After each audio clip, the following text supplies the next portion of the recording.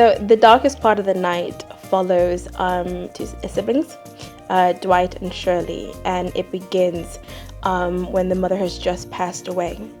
And Dwight has autism and has been living with his mum, and his sister Shirley kind of comes back home. And it's about kind of them navigating what their relationship is like moving forward, but also their past as a family. And we're able to kind of go back into the 80s, and it's set in Leeds, and I grew up in Leeds as well, so it's been really wonderful being able to explore how the Leeds has kind of changed over time and seeing how that community kind of shapes these two siblings. Can you tell us a little bit more about like the intersections? Because you got loads of intersections happening in this play.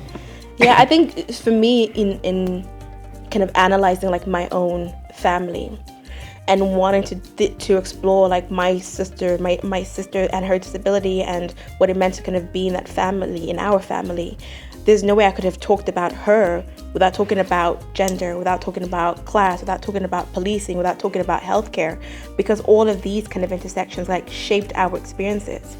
And each kind of family member, even within my family, but also within the play, confronts kind of different aspects of kind of society, and they feed that back into the household.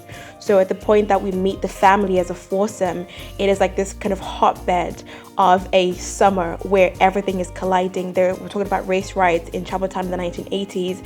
You know, Leroy, as the father, is dealing with unemployment. You've got Josephine trying to keep the family together, but also working, and who is she as a woman? You've got Shirley and Dwight.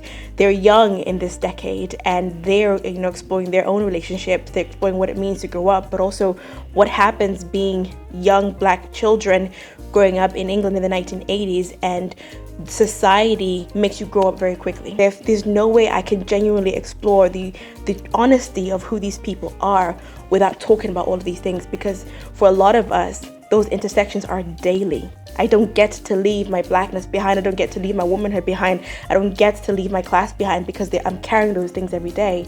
I guess my question for you as the director, how do you take all of this multiplicity that I've put into the play and help an audience digest that?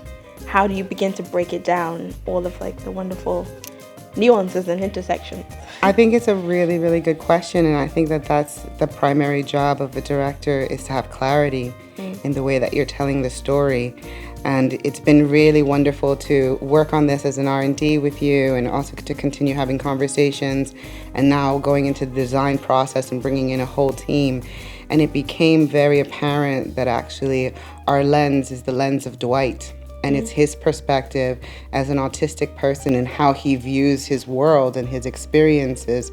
So much of it is about actually when he confronts the death of his mother, all of a sudden we go back in time, and it's about memory.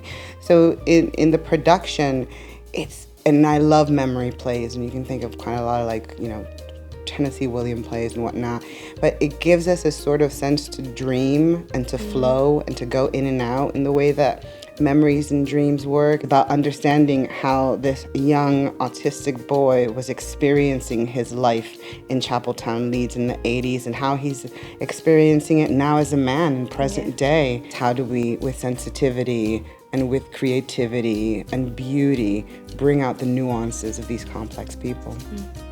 It's such a joy to be working on this.